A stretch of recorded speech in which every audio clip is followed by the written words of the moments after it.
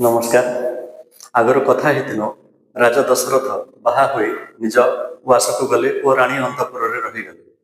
यापर कौन है आज आग को कथा है। राजा राणी अंतपुर रही था एमती दिन पर दिन मास पर मास वर्ष पर वर्ष बीती जाए।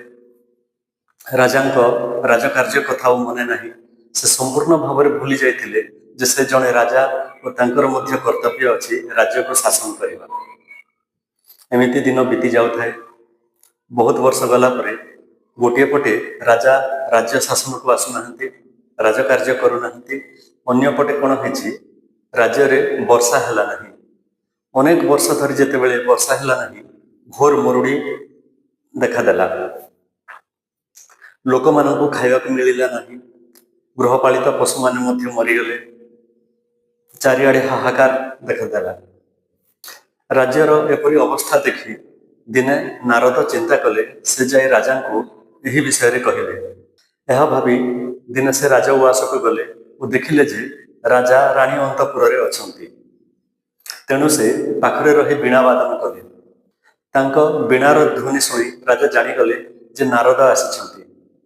तेणु से निज राणी मान सहित आसिले नारद पाखक। नारद पाद को पानी रे धोईदेले। अनेक सेवा जतन कले और शेष में पचारे से कौन पाई आछंती। यह शुणी नारद कहले जे हे राजा तमें तुम राजकार्य भूली जाइछ। फल प्रजा मान मध्य असंतोष वृद्धि पाई। राज्य रे मुरुड़ी देखा देछि। तेणु तुम तुम कर्तव्य करवा उचित। जदि राज्य रे एपरी घटे ताहेले सेथिबाई तमें दायी। यह कही नारद सेहिठारु पळेइगले। नारदଙ୍କ कथा शुणी राजा मन में चेता पशिला। से निज भूल बुझीपारे एवं निज शासन कार्य प्रति ध्यान देले। दिने से कौन कले रथरे बसी तांको राज्य को भ्रमण में बाहरिले। से जानिबाकु चाहुथिले प्रजा माने किभଳି अछंती। एमिति भ्रमण करू करू से देखिले जे राज्य रे प्रजा मानकु खाइबाकु मिलु नाही। गृहपालित पशु माने मध्य मुरुड़ी पाई मरी जाइछंती। जलाशय गुड़िक सुखी जाइछि। लोकंक एपरी अवस्था देखि तांको बहुत दुख हैला। यहाँ पर से चिंता कले जे बणरे थिबा पशु पक्षी माने किभଳି अछंती तांको मध्य देखिकरी से आसिले। एमिति भाबी से रथरे चढ़ी बण मध्य को गले। बणरे भ्रमण करू करू राति हेगला। से कौन कले गोटे गछ मूल जाई विश्राम नेले। सेठरे तांको निद लागिगला। से सोई पड़िले। ब्रह्म मुहूर्त से जेतेले उठिले देखिले सही गछरे गोटे शुआ और सारी कथबार्ता हेउछंती। सारी कहूची शुआ को हे शुआ चलो आमे ये राज्य छाड़ी अन्य राज्य को पळेइबा। ए राज्यर राजा निज राजकार्य भूली जाइछंती। राणी अंतपुर रही से सुखर जीवन यापन करुछंती। आम कथा पचारे किए।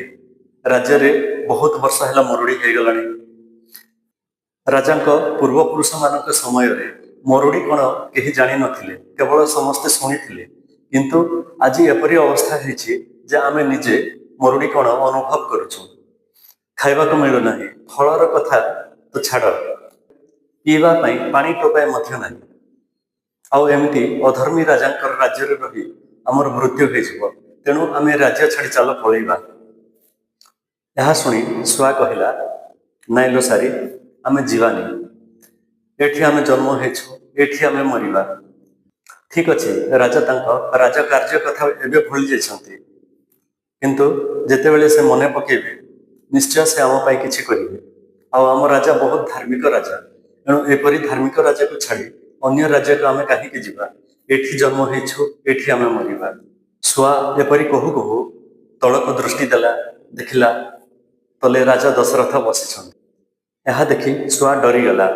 सारी को कहला चल सारी तू ठीक कहूचु एठू शीघ्र पळेइबा। तो जहा कहलु राजा ताहा शुणी सारिछंती। एबे से रागी जाइथिबे और निज धनु तीर द्वारा आमको से मारिदेबे। तेणु चल जिते शीघ्र होची उड़ी पळेइबा। यहाँ पर शुआ और सारी जमिति उड़ीबा पई बाहरी छंती। राजा से मानको अटकाई दे कहले जे ना तुम मैंने कुआड़े जीवार दरकार नहीं। मु तुम मान को अभय देउछि तुमर प्राण नेबी नहीं। माने मते चेतई देछ जे प्रकृति में मोर कार्य करी नहीं। मोर पाई तुम मैंने सब दुख पाउछ। तेणु मु तुमको अभय देउछि जे तुम यही जंगल रे सुख शांति रे रह। आ यहाँ पर तुमर कौन असुविधा हेब नहीं। ଏହା କହି ରାଜା ମନେ ମନେ ଚିନ୍ତା କଲେ ଯେ ଇନ୍ଦ୍ରଙ୍କ ପାଇଁ ହିଁ ତାଙ୍କ ରାଜ୍ୟରେ ଅନାବୃଷ୍ଟି ହେଇଛି, କାରଣ ଇନ୍ଦ୍ର ହେଉଛନ୍ତି ବୃଷ୍ଟିର ଦେବତା। ସେ ଇନ୍ଦ୍ର ଉପରେ ବହୁତ ରାଗିଗଲେ। ଏହାପରେ ସେ ଚିନ୍ତା କଲେ ଯେ ସ୍ୱର୍ଗକୁ ଯାଇ ଇନ୍ଦ୍ରଙ୍କ ସହିତ ଯୁଦ୍ଧ କରିବେ ଓ ତାଙ୍କୁ ବନ୍ଦୀ କରି ପୃଥିବୀ ଲୋକକୁ ଧରି ଆଣିବେ। ଏମିତି ଭାବି ସେ ରଥରେ ଚଢ଼ି ସ୍ୱର୍ଗକୁ ଗଲେ ଓ ଇନ୍ଦ୍ର ସଭାରେ ଉପସ୍ଥିତ ହେଲେ। ଦେଖିଲେ ଇନ୍ଦ୍ର ସେଠାରେ ନାହାନ୍ତି। ତେଣୁ ସେ ରାଗି ଯାଇ କହିଲେ, କିଏ ଅଛ? ଯାଅ ତୁମ ଇନ୍ଦ୍ରକୁ ଡାକି ଆଣ, ମୁଁ ରାଜା ଦଶରଥ ତାଙ୍କୁ ଯୁଦ୍ଧ ମାଗୁଛି। ଏହା ଶୁଣି ବୃହସ୍ପତି ପଚାରିଲେ, ହେ ରାଜା, ତମେ କ'ଣ ପାଇଁ ଯୁଦ୍ଧ ମାଗୁଛ? ତ ରାଜା ଦଶରଥ କହିଲେ, ଇନ୍ଦ୍ର ଆମ ରାଜ୍ୟରେ ବୃଷ୍ଟି କରିନାହିଁ, ଯେଉଁଥିପାଇଁ ଚାରିଆଡ଼େ ହାହାକାର ମଚି ଯାଇଛି, ଲୋକମାନଙ୍କୁ ଖାଇବାକୁ ମିଳୁନାହିଁ ଓ ଇନ୍ଦ୍ର ଦୋଷ କରିଛି। ତେଣୁ ମୁଁ ତାକୁ ଯୁଦ୍ଧ କରି ପୃଥିବୀ ଲୋକକୁ ବନ୍ଦୀ କରି ନେଇଯିବି। ଏହାପରେ ବୃହସ୍ପତି ଇନ୍ଦ୍ରଙ୍କ ପାଖକୁ ଗଲେ ଓ ଇନ୍ଦ୍ରଙ୍କ ପାଖକୁ ଯାଇ ସବୁ କଥା କହିଲେ। ଏହା ଶୁଣି ଇନ୍ଦ୍ର ରାଗିଗଲେ ଓ କହିଲେ, ମର୍ତ୍ତ୍ୟମଣ୍ଡଳରୁ ଜଣେ ରାଜା ଆସି ମୋ ସାଥିରେ ଯୁଦ୍ଧ କରିବ, ଚାଲ ଯିବା ଯୁଦ୍ଧ କରିବା। ଇନ୍ଦ୍ରଙ୍କ ରାଗ ଦେଖି ବୃହସ୍ପତି ତାଙ୍କୁ ବୁଝେଇ କହିଲେ, ରାଜା ଦଶରଥ ହେଉଛନ୍ତି ଏକ ଧର୍ମାତ୍ମା ରାଜା। ତାଙ୍କ ରାଜ୍ୟରେ ବୃଷ୍ଟି ନ ହେବା ଫଳରେ ଲୋକଙ୍କ ଅବସ୍ଥା ଦେଖି ସେ ରାଗି ଯାଇଛନ୍ତି। ଏହା ମଧ୍ୟ ବୃହସ୍ପତି କହିଲେ ଯେ ଭବିଷ୍ୟତରେ ଭଗବାନ ବିଷ୍ଣୁ ତାଙ୍କର ପୁଅ ରୂପରେ ଜନ୍ମଗ୍ରହଣ କରିବେ। ଏଣୁ ଏଭଳି ଏକ ଧର୍ମାତ୍ମା ରାଜା ସାଙ୍ଗରେ ଯୁଦ୍ଧ କରିବା ଉଚିତ ହେବ ନାହିଁ।